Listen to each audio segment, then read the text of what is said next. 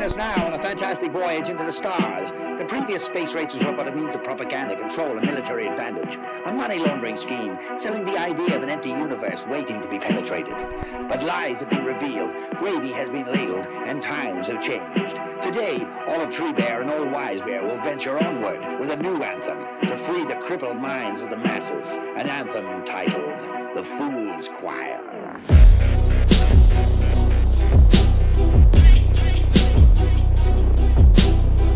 Too strong to carry on in a black mirror, as I'm a seer, and I fear that the truth is unwelcome there anyway. A power down all around if you're ready to hear. It's so clear, you'll be freer. Step out of your cloud with me today, 'cause there's a world out there. The touch of dirt upon your feet and cool breeze of water in the stream. This place of grace is me believing. Here I am untouchable. You can tell them they can't cancel me. Horizons painted with the glory of a realm so full of majesty. This place of grace is me believing. Here I am untouchable. You can tell the gamma's for me.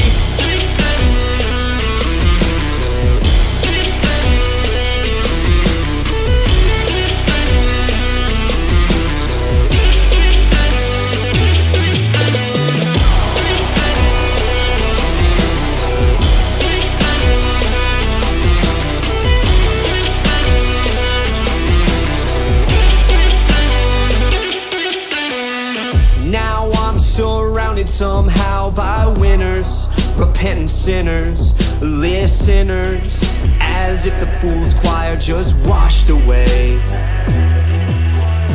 And I don't know how the line could be thinner for the grinner, the beginner.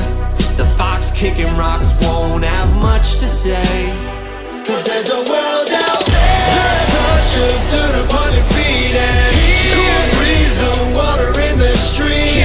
This place of grace is me believing. Here I am untouchable. You can tell them they can't cancel me. Horizons painted with the glory of a realm so full of majesty. This place of grace is me believing. Here I am untouchable. You can tell the canvas for me.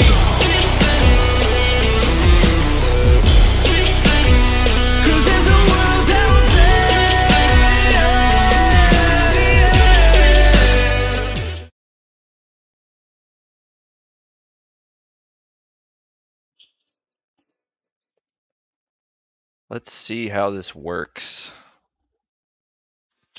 If you can't tell, I am testing this out for the first time. My first live stream on YouTube. Oh, and it looks nice. All right, here we go. Today, I'm going to be reviewing this, How Dare You, by Jacob Telling. As promised, as I mentioned, this is my first live stream. My name is NB Austin. I am an author and songwriter. That song was one of the first songs that I wrote with Olive Tree Bear. I go by the name Old Wise Bear for those who do not know. And I fully expect to be building this up over time. Like I mentioned, I need to get used to this setup here with Streamlabs and everything, but glad to be live streaming, glad to be talking to you today about this book because I really enjoyed it. First of all, I would say 2 Rogans way up for this book. And it's a book that I didn't know really anything about. I'm kind of surprised. I never heard anything about it until this year, maybe like a month or 2 ago. And I did a blog post about it recently, reviewing it. So I kind of want to go a little more in depth than my blog post went into today as I'm talking about it. And kind of catch people up on what this channel is. I guess I'll start there first. Again, I'm NB Austin, Nicholas Austin, and I am an author. I'm based in Texas. I write fiction and now nonfiction. I have 2 books coming out in September. The first book is going to be the final book in my first fiction series. It's called Crevice Colossus, book number 5 of the Civil Land series. Super excited about that. And then my second book is Stranger Than Fiction, Corruption and Crimes Against Humanity in the COVID Era. You can probably guess what that one is about. And we're going to get a little bit into that today. I fully expect this YouTube venture to be somewhat short-lived, considering the fact that I write books such as that. But that part of my journey, right, is what will transition us into How Dare You. So let me start off by saying I started writing in 2016. When I first started writing, it was just the fiction. I was just kind of on this journey figuring out who I am. I work in the corporate world as well. I'm a statistician, specifically around morbidity and mortality risk in the corporate world. But I wanted to really like figure out kind of because I would watch a lot of TV. I was into TV shows and I was getting super critical about TV shows. And so I wanted to, explore my own ability to write, right? Like I was getting really critical, but I wasn't, I was just being critical. I wasn't really being constructive, and I like to be, I like to produce instead of just criticizing. So I decided to start writing. I didn't know how to write a show, so I started to write books first. And so starting off in that format, it was difficult, but it was an enjoyable journey, and it took probably about 6 years now to get to the point where I'm finishing my first series, and I'm super excited about it. But as I was going through that process, like I said, I was kind of figuring out who I am, and who I am is best defined today by this book, right? The journey that I went on to get to this point heavily involved a lot of the lessons, very similar lessons, as Jacob Telling documents in here, right? So I wrote about 3 or 4 books by the time I reached 2018. And in 2018, things were, really transitioning for me from a period of, youthful, chaotic behavior into more adulthood, right? Figuring out that, things like, going out all the time on weekends and watching porn and living this way and not, acknowledging my roots, my family's roots as a Christian, not acknowledging the things that made them live positive lives was not good for me, right? And so this was a time when I was really making that transition. In around the time of fall 2018 is when I really committed to those things, right? And it took until then, maybe like 2 months after that point, that I started like really realizing the benefits. I met the woman who's now my wife at that time. It took literally 2 months from the time when I sat down and really like promised myself, like swore to myself that I would live different, to meeting my wife, to meeting the woman who became my wife at the dog park, right? And there's an element of it where you need to let that person in. You need to be in a place where it's not just about, running into the right person magically. It's about being in a place where when that person comes, you can see them, like literally see them, right? Because a lot of the times you'll probably meet people like that could be that person, that could be like exactly the right person for you, but you might just say hi and they might say hi and then they might walk away and take their dog off, and that'll be it. That'll be the end of it, right? But I met the right person when I was ready to meet the right person, exactly when I was ready. And people might think that's a coincidence. I don't think that's a coincidence. I don't see how that could possibly be a coincidence. And, I was, again, going through that journey around the same time that I really started, listening to Owen. And Jacob's story goes into how we, get from the point where we're listening to a guy who's making jokes about his bike and about an FBI agent's son, who may or may not be able to experience puberty, like how those two things can possibly relate to morality and Christianity and, family building. Like how can a community that's built around jokes like that at the same time be one that's focused on morality? And so Jacob kind of goes into that with a lot of the quotes. In this book, this is a book that is quotes, and it is a summary of those quotes, but it so much more than that. It aggregates them in sections that show, what learning experiences Owen went on, that people helped him along in his chats and in his live streams. You got to keep in mind, like, this is one of the first people outside of the gaming medium to do live streams, right? And he doing 3-hour live streams every day, it's just the same kind of thing as you just sitting around in your room, like, thinking on things, right? Stewing on things. Except the difference is that you have people in a chat to bounce ideas off of. You have people in the chat who have cancerous ideas, who you can realize, that's not the way I want to live, right? Those are the people I want to stay away from.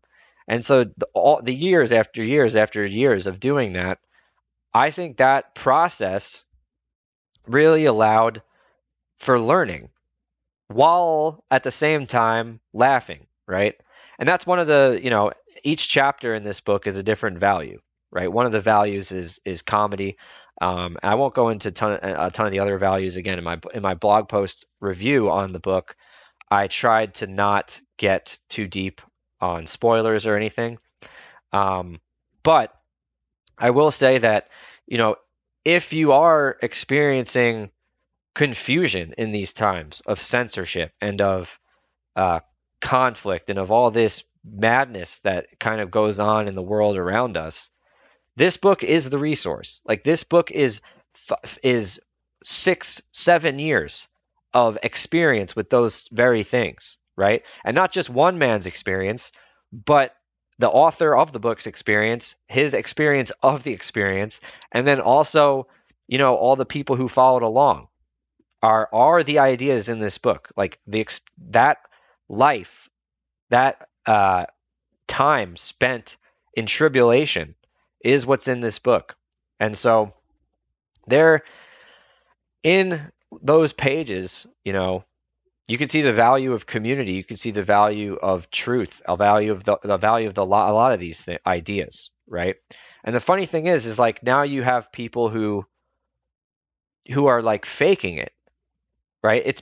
I think Owen talked about this somewhat recently, is like the idea of being banned or of being censored or, of being persecuted is now becoming, for the right, cool. It's becoming currency. It's becoming like a sign that you're legit. And so people fake it even, right? You have Tucker Carlson taking on Andrew Tate to talk about how he's the most banned guy ever. I mean, are you kidding? This is laughable. It's a joke. Complete and utter joke. But this book is the actual experience. Andrew Tate can't write this about himself. You understand? Like, a person who follows him can't write this about him, because he's not leading them towards something good. He's not learning along the way, like, positive things. I don't even watch him, but according to the descriptions of him, as far as how he treats women and how he recommends you use your money, doesn't exactly sound super positive, right? And that only comes from not actually going through the fire. And the fire in this case is half a decade at least, of some of the craziest censorship ever. I mean, when Airbnb wouldn't let Owen's wife on there is when I started to realize what it actually means to oppose the narrative, right? I mean, that's crazy. And you can't even go up to a person who's asleep and say that, and they won't even be able to process it, right? To them, it'll be like you telling them about Bigfoot or something, because it's not even a part of their world. But these values, these like 10, I think 10 or 11 chapters worth of values are the antidote for overcoming it. They're the thing that we all lived through and struggled through together. And it's super interesting to see it now, especially from the perspective of someone like Jacob. And Jacob's, I see a lot of parallel in his life and mine, right, through that journey. And I'm sure, that's again why there's a bear community to begin with, because there's so much parallel for all of us. But it's super interesting to me because he's talks about his experience in sports and running specifically, and how sports kind of is good because of the struggle, right? And that's 100% true. Having grown up with sports, I 100% agree with that. It's been an interesting balancing act for me because for my experience with sports compared to the way sports are described in these skeptic kind of communities as bread and circuses, I struggle with like the balance between that, right? Because on the one hand, I think sports are super positive as far as understanding the value of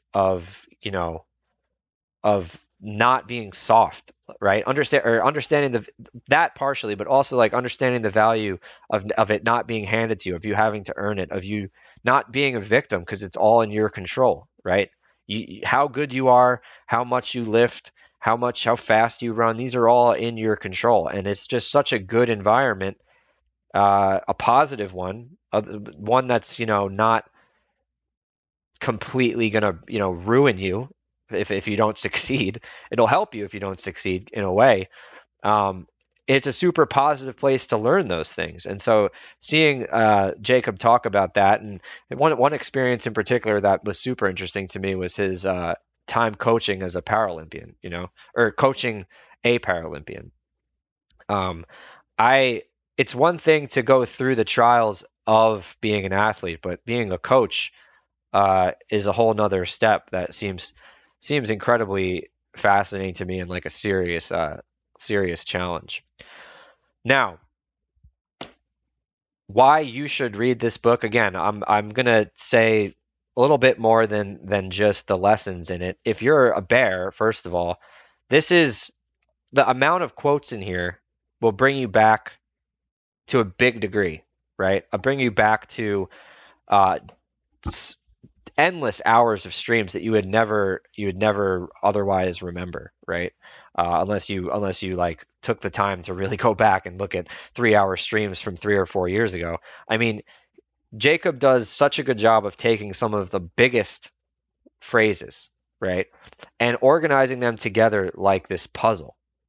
Having written a book about the COVID era, I can honestly attest to how difficult it is to take a bunch of so many different pieces of information. My book has like 1,600 citations in it. So I have the experience now of taking link after link after link after link after quote after quote after quote and having to bring them together into 10 or 11 or 12 different chapters, right? And tell a coherent story around that much information.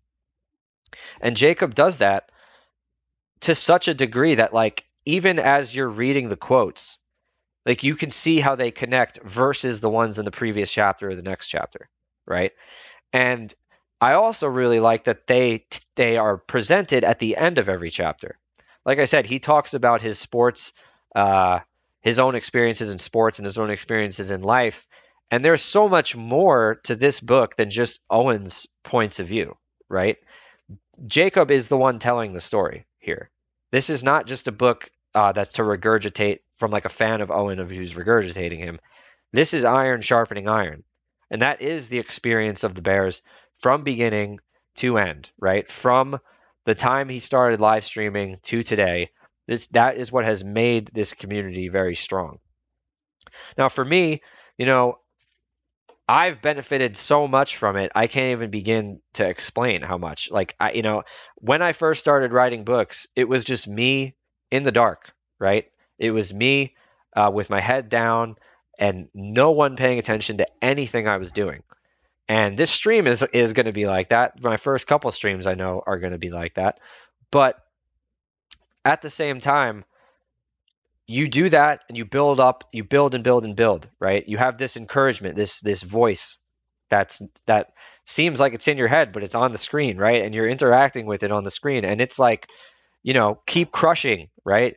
Keep being a legend, keep driving towards this stuff, and you work and you work and you work and you work, and eventually, right? The more you put in, you just keep doing and doing and doing and doing. And so in my books, that came in the form of using music, right? Because I was always very musical. I always liked to make songs, and I was in bands growing up. And as you put in that work, you do little things, right? Like I would put in like a song in the book. I would have a character sing a song. And over time, those little things build up next to the things like the books. And this goes for any profession, right? You do little things here, you little things there, and eventually you've got a career or something. You've got a portfolio, a library. You've got a whole thing built up. And that's what kind of happened for me, to the point where I got to a stage where I was at like maybe 2 or 3 books that I had written, and songs alongside those books. I even made a live action trailer with those books, right? And people started to like notice, like just friends, right? And people, and 1 or 2 fans of the series now who like, get on my case about continuing and finishing the series. But 1 or 2 people would like notice, and they would see what I was doing, and they would come to me asking me to, make them a song or something. That happened a few times. Like I have a couple close friends who would want to collaborate with me on music or something, because they're not as musical, but they would make videos or something. And so I had one friend come to me and say, I want you to make a sea shanty for me, because at the time the GameStop stock was blowing up, right? That was that meme. And somebody made a not a Beartaria, they made a sea shanty for GameStop, right? And so my friend was joining this gaming contest because he's into gaming. And he was joining this contest, and it was to do a creative submission for this game that was describing a country in the game. And so he makes this submission, or he conceptualizes that we would do a sea shanty about this nation in the game. And so I was like, okay, cool, why not? We had worked on stuff before. We had done like a diss trap rap about what's his name, PewDiePie.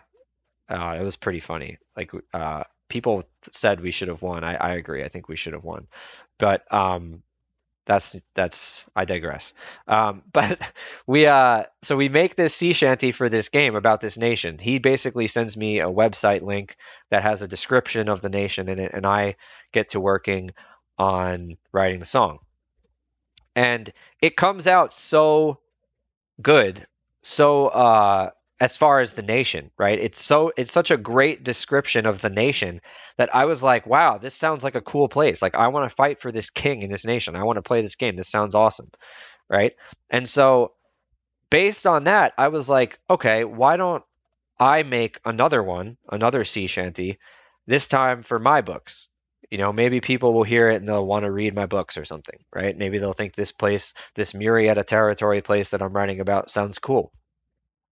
And so I write this new sea shanty, I record it, I put it on my Instagram, and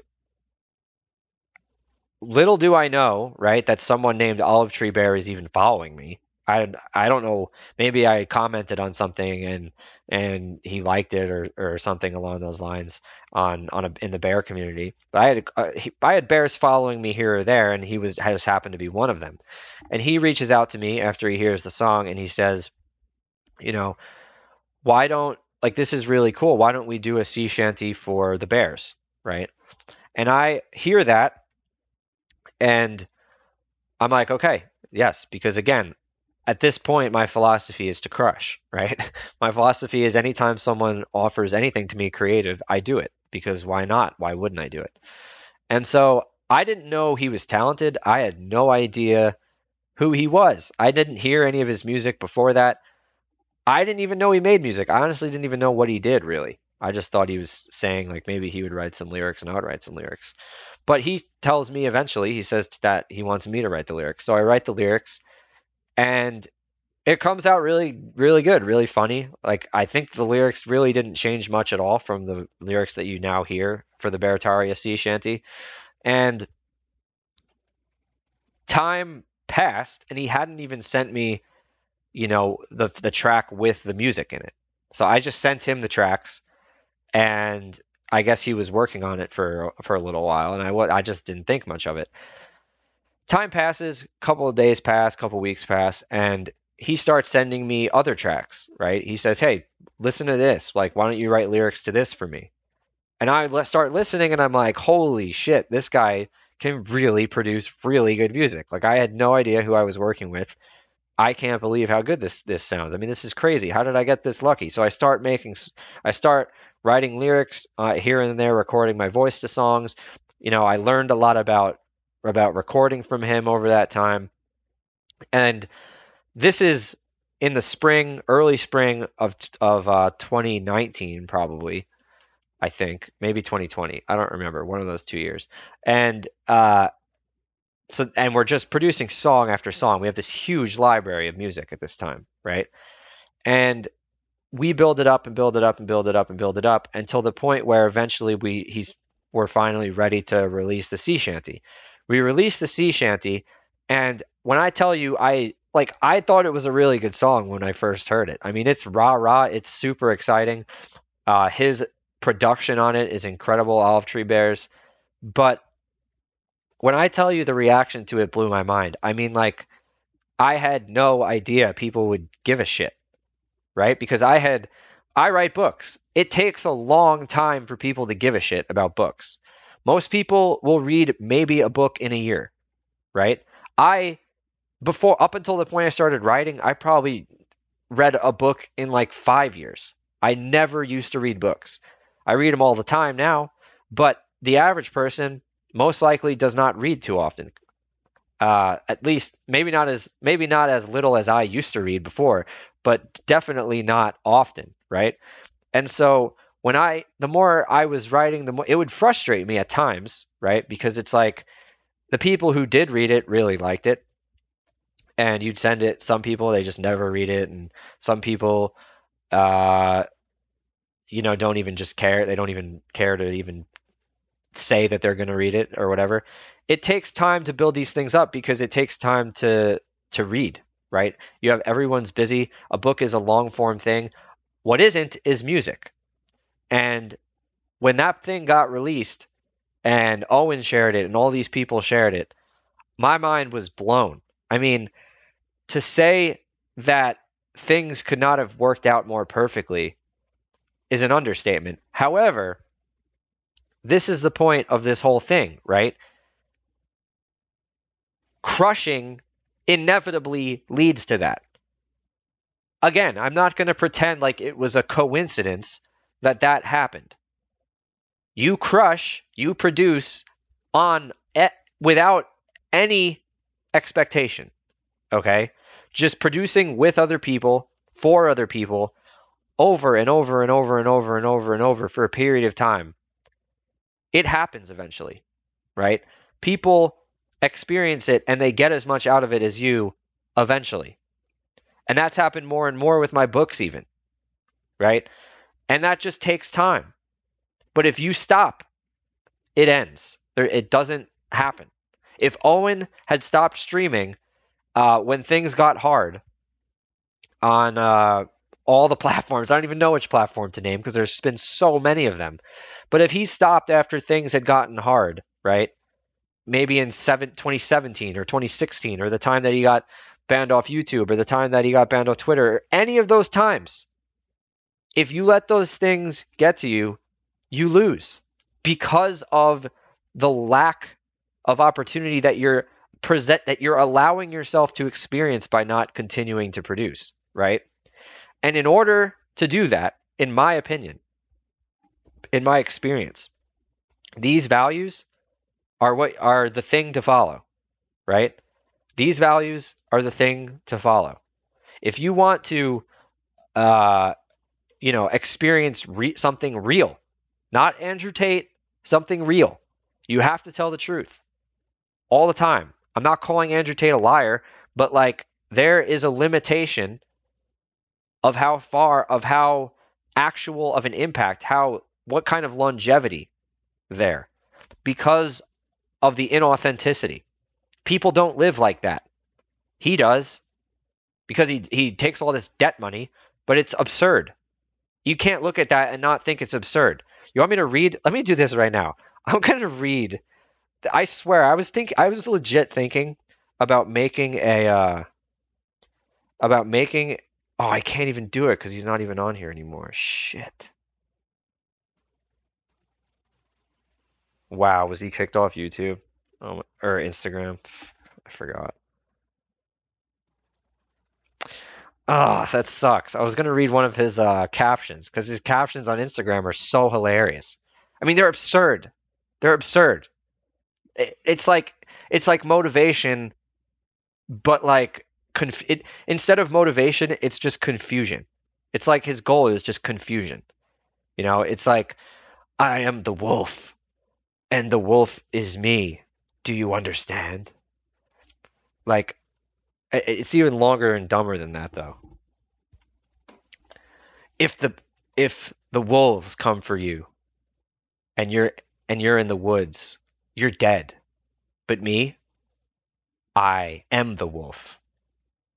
And your girl at your house, I'm coming for her too next. Because I am the king. I am God. He says that. He literally says that sometimes, I feel like. I'm pretty sure I saw him say so. The guy literally compares himself to God, like frequently. And then he says, do you understand? He loves doing that. Do I understand what? What are you talking about, dude? There's nothing truthful about that behavior.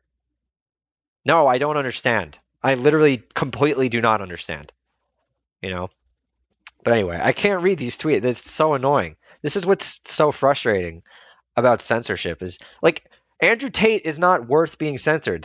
He's not helping anyone. Why are they censoring him? Don't they only censor people who help people, who say truthful things, who guide people in like a positive direction? Why him? What did he do that was like truthful? I can't even think of anything. He just jumps off boats in the middle of the ocean. Like every Instagram post is him jumping off a boat in crystal clear water and then coming up from the bottom and saying, do you understand? Like, why, dude? No, no matter how many times you say that, I'm not going to understand. Anyway, Andrew Tate tangent. Again, I don't even know the guy. I know nothing about him. I haven't watched his videos. I understand that one thing that I do understand is that he probably says some more edgy things than, Joe Rogan. But no, I don't know I don't really understand Andrew. Anyway, back to the book. Again, one thing that I will say about this book, only because of the subheader, right? The subheader is inspecting the rhetorical kill shots of America's most banned comedian, Owen Benjamin. If you are looking for an inspection of Owen's rhetoric, I would say that this probably isn't that.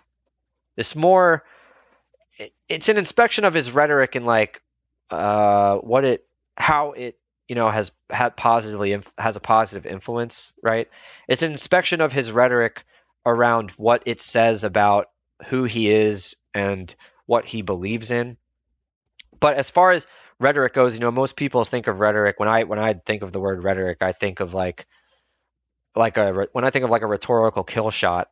Usually you think of the way he described that one guy who he said would rather be a slave he said he would be white if there was slavery or something. Oh, Shaun King. What he said about Shaun King, like that's what I think of when I think of rhetorical kill shots, right? That's the traditional, in my mind, rhetoric. I would say this is less that. Don't go into it expecting, a joke analysis, right? At the same time, I know that Jacob mentions in the book that he's planning on doing future books, right? I guess there's going to be 3. I don't know what the other 2 are going to be about. I would imagine maybe there'll be more analysis of the comedy, maybe more analysis of those kind of kill shots, like I said, why some of the comedy works so well, and maybe how he takes people down so expertly. I mean, if you look at Andrew Tate in general, it's like he just saw. I don't. It's creepy almost. I mean, not creepy, but you know what I'm saying. It's like it's wild how one day Owen decides to bring up Andrew Tate, right? Andrew Tate was not being banned yet. Okay? Not at all. He decides to bring up Andrew Tate. I don't know what inspired that. I didn't catch what like the reason he first started mentioning him, but he was trying to get him on a stream or something. Maybe because he was, just observing the way this guy was getting popular, and he saw that he wasn't having a great impact on people, and so he wanted to get him on his stream and confront him. Fine.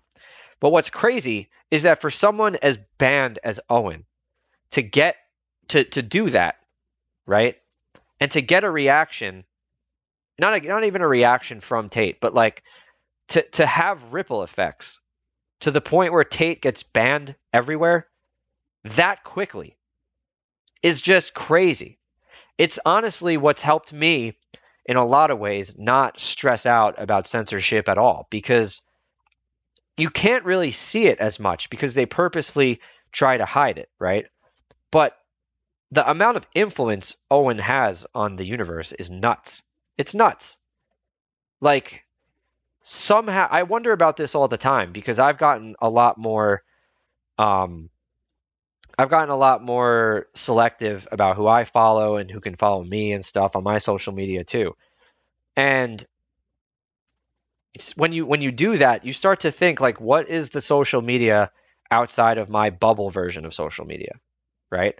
For me, I've started to think that, the censorship was actually kind of a good thing. And I know Owen's talked about that too, where it's like, I want to censor, pedos and people who don't have good values. I don't want them to have anything to do with me. I don't want to see their stuff. I don't want to interact with it or be involved in it. I don't want it working its way into my brain. I don't want any exposure at all. And so it's just interesting to think like, even though he's banned, people still hear what he says. He still has reverberations. So this is why it's like so important. Like when COVID was going on, about when I was posting about it still, even though I was like, being really selective with who follows me, I was still sending the truth out there as much as I could when I found it, right? And it does reverberate still. And that was really interesting to see with Tate, because it went from, I didn't even know who the guy was. Owen brings him up, and now he's just banned everywhere. The mainstream is just like, he's untouchable now. And it's interesting because if our values were, predominant, if our values were the definition or the prevailing ones in the culture, most likely that would be how it would kind of happen, right? Where you would, like, whoever is in charge of the culture, whoever is dominant in the culture, you'd put down whoever isn't, and then they would be shunned, right? And now it's like kind of the opposite, where our values were just, you couldn't go anywhere. And now maybe it's because of all the alternative media opportunities out there, but now it's like Owen criticizes a guy who, according to him, allegedly, I guess, traffics women or something, and says all sorts of stuff that's kind of misguiding, and he gets banned, right?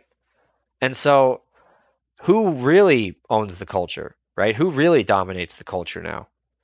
I kind of been grappling with this idea for a while too, where it's if you were really paying attention in the early 2000s, you would have noticed that even though George Bush was the president, even though I think at that time maybe the House and the Congress were Republican or whatever, it was pretty dominant Republican, pretty dominant pro-American, like, or what the neocons called American, but that's neither here nor there. It was pretty one-sided, right? At least politically. But if you actually watched the TV, if you observed culturally what was happening, who was it that was dominating the youth, right? The minds of the youth. Who were they observing? It was Jon Stewart, Stephen Colbert, people who at that time, okay, not now. Now they're deranged because they have not, course corrected when things went way too far, right? The pendulum has gone way, way too far, and deep down maybe they know it, but they don't behave that way. And so, but at that time in the early 2000s, they were the ones on TV. They were the funny ones. They were the ones who, people, because they could laugh at them the same way it is for Owen now. This is how you get people in the door. You don't get people in the door by stating facts in their face. You don't convince them by, yelling at them and throwing things. You convince them by getting them emotionally on your side. And that happens through comedy. That happens through, just honest, polite connection. You have to connect first. It's pointless to try to convince anyone of anything unless you do that. And so at that time, who was connecting? It was the Colberts. It was the Stewarts. It was the liberal feminine man point of view, right? And that led to Obama. And you probably could have predicted that if you had been paying attention to who was pushing the needle, right? And now it's super hard to see. It's even harder than it would have been then to see that it's heading fast in the other direction. It's hard because of the censorship. People don't see it because of the censorship. It's impossible to imagine that it's heading the other way. But it is, right? Those people do not have the truth on their side, or the comedy on their side, or the entertainment on their side. They're destroying things like Disney. They're destroying sports. They're destroying everything. All they do is destroy. And I'll talk a lot more about that in future episodes. I have in past episodes before, especially about Disney and things like Star Wars. But because again, I want to talk a lot on my podcast about entertainment in general. Not just philosophy and politics, but probably both. But probably more and more focused on entertainment over time. But if you look at it now, like who is the cool people? Who are the ones who are funny? To me, I can't see any. I see a bunch of late night hosts, including Colbert, who are completely just they don't even try to be funny. They don't even attempt it. And that doesn't work. Even if you have a couple people in your audience clapping, that's not real. The laughter that I experienced from Colbert in the early 2000s and Jon Stewart in the early 2000s, those were real laughs, right? I genuinely thought they were funny. Whether they were, making jokes about Bush or about animal. I mean, a lot of Colbert segments at the times were just random things about just, and then, you'd slip in some political stuff. It was barely a political show, but they earned people's trust with humor. And when I look around now, I'll tell you what, it's Owen, it's Anomaly. You see people like to some extent J.P. Sears, Ryan Long. These people destroy that worldview, okay? Over and over and over, whether it's comically or otherwise. Made by Jim Bob. I don't know how I didn't mention him second. But again, that's they're winning. Okay? They're winning because they're funnier, they're more talented, more committed to the truth. And that's it. That's what it comes down to in the end. So when I say, you know, if you're having a hard time now, you're going to want to read this and figure out what the values are that are going to be the future. You're going to have a harder time in the future if you don't start adjusting, right? Because just like we've had a hard time now by not at least predicting the pendulum direction, at least not anticipating where it was going, so that at least having been able to kind of expect it a little bit. Now maybe Owen expected it because his batting average is like 1,000. Maybe he saw all of this coming. I don't know. But if you don't start adjusting using these values, and these values they make you kind of like immune to it, right? If you tell the truth, you're immune.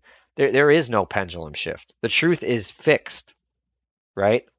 Family is fixed. If you're committed to it, if you are committed to improving it, family is there. If you are the core of it, if you strengthen it, it's there. These things are eternal. And if you want to figure that out, check out How Dare You, right? Now, I will say that it's not for some people, like particularly social justice warriors with 3 cats, sophomores in debt. You won't want to read this book. Although I guess now there won't be as many sophomores in debt anymore. Feminists named Carl, not for you. Boomers who just took out another loan, definitely not for you. I know you're having a particularly hard time now with the fact that your children won't be indebted anymore. And Nobel laureates with skeletons in their closet. I do want to highlight one review by said Nobel laureate.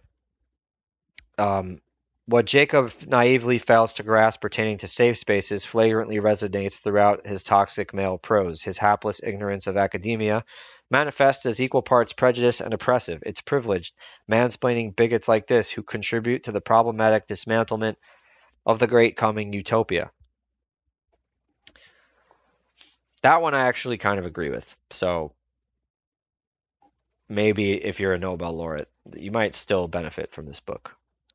One of the last things I'll talk about before I wrap up my first live stream, and I will say I've had a good time, no viewers, but that's cool. We'll get there. Again, you have to just keep doing. Never stop doing.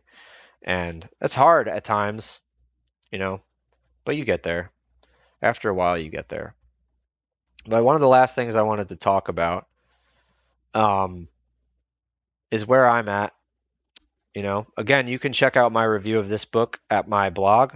My blog has recently been updated. It's www.nbaustinbooks.com. It's in the description.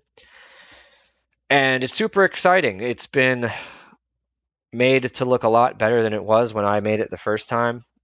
Like I said, you need to keep doing things over time, but when you first start, it's going to suck no matter what it is. I learned a lot from writing. I've been talking to Woodshop Bear in particular about all the things that I've learned about writing and how much I was terrible at that at the beginning. I'll probably do streams about writing and some of the lessons I've learned. Maybe I'll do that next. But yeah, the new nbaustinbooks.com is super exciting.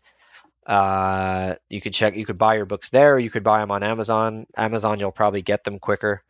They might be a little bit better quality on Amazon, but if you prefer to not use Amazon for whatever reason, you can get them there.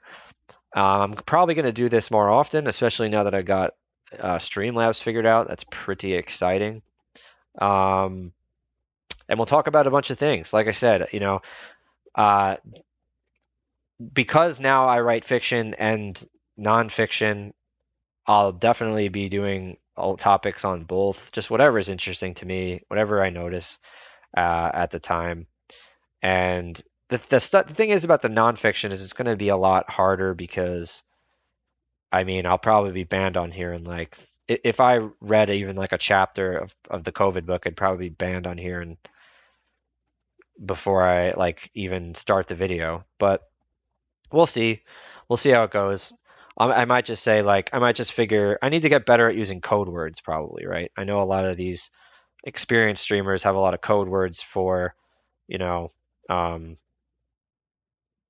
they probably have a lot of code words for things like the jibber jabber and stuff like that. So I might have to get a little bit better at that over time before I really start diving into those kind of topics. I still recommend you get that book. It'll be out on September 6th. It's super intense. It's 600 pages. So, get ready to be reading it for a long period of time. But it's worth it. Stranger Than Fiction, which has already been, lauded by the Pat Life, Patrick Daly of the Pat Life podcast. I'll be back on there in a few days. But Stranger Than Fiction is the full history of COVID. It is the history from beginning to end. It susses out the mistruth. Where there is uncertainty. I don't pretend to know everything. You can't know everything about what's happened. You assign probabilities to different things. This is something that the people in charge did not do. They pretended they knew everything, and that's how you know that they're lying. But it's worth reading. If you live through it, if you didn't live through it, future generations will benefit from it, just from the understanding of the tricks that were done.